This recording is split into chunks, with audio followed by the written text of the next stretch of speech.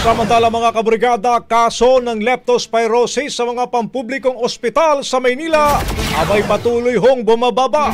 Brigada Jigo Custodio, ibrigada mo! Brigada Live Report!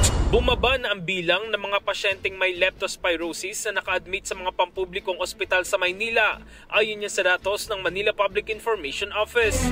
Mula 87 active cases noong August 11, nasa 56 na lamang ang kasalukuyang nakakonfine hanggang August 15. Pinakamarami ang pasyente sa Gat Andres Bonifacio Memorial Medical Center at Santa Ana Hospital na may tig-17 kaso, habang 13 sa Ospital ng Maynila, 7 sa Ospital ng Tondo at 2 sa Justice Jose Abad Santos General Hospital. Ayon sa Philippine Society of Nephrology, ang leptospirosis ay nakukuha mula sa tubig baha na kontaminado ng ihi o dumi ng daga.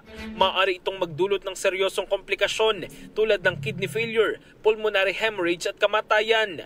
Muling pinaalalahanan ng pamahalaang lungsod ng Maynila ang publiko na mag-ingat, panatilihing malinis ang kapaligiran at agad na kumonsulta sa doktor kapag nakaranas ng sintomas.